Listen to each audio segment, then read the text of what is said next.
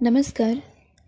आज हम जानेंगे माधवराव सप्रे जी की कहानी एक टोकरी भर मिट्टी के बारे में।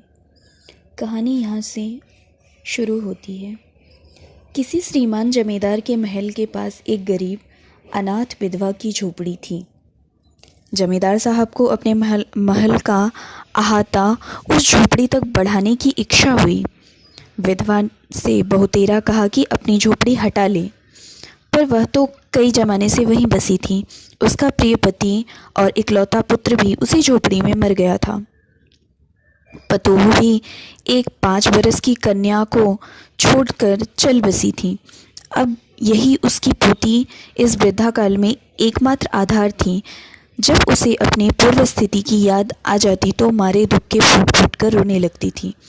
और जब से उसने अपने श्रीमान पड़ोसी की इच्छा का हाल सुना, तब से वह मृतप्राय हो गई थी।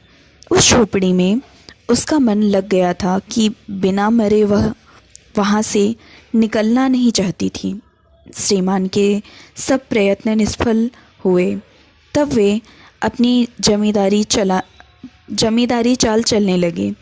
बाल की खाल निकालने वाले वकीलों की थैली गरम कर उन्होंने अदालत से झोपड़ी पर अपना कब्जा करा लिया और विधवा को वहाँ से निकाल दिया। बेचारी अनाथ तो थी ही, पास पड़ोस में कहीं जाकर रहने लगी। एक दिन श्रीमान उस झोपड़ी के आसपास टहल रहे थे और लोगों को काम बतला रहे थे कि वह विधवा हाथ में एक टोकरी लेकर वहाँ पहुँची।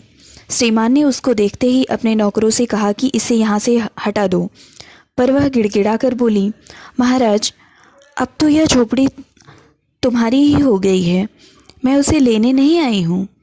महाराज क्षमा करें, तो एक विनती है।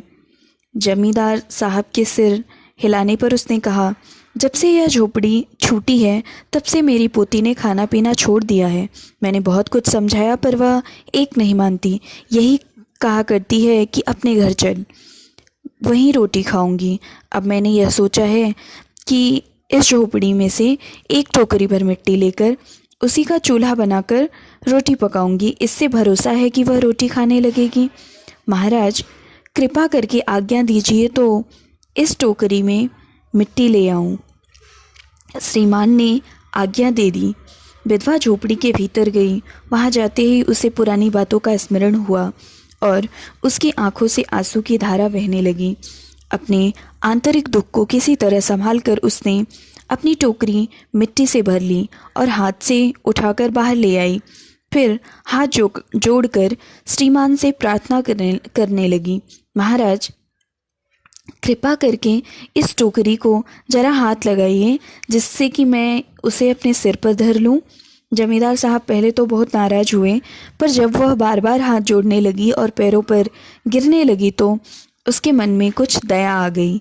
किसी नौकर से ना कहकर आप ही स्वयं टोकरी उठाने आगे बढ़े। ज्यों ही टोकरी को हाथ लगाकर ऊपर उठाने लगे, त्यों ही देखा कि यह काम उनकी शक्ति के बाहर है। फिर तो उन्होंने अपनी सब ताकत लगाकर टोकरी को उठाना चाहा, पर जिस स्थान पर टोकरी रखी थी वहाँ से वह एक हाथ भी ऊंची न हुई। वह लज्जित होकर कहने लगे, नहीं, यह टोकरी हमसे ना उठाई जाएगी।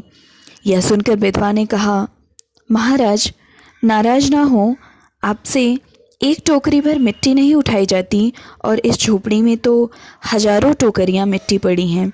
उसका भार आप जन्म भर क्यों उठा सकेंगे? आप ही इस बात पर विचार कीजिएगा।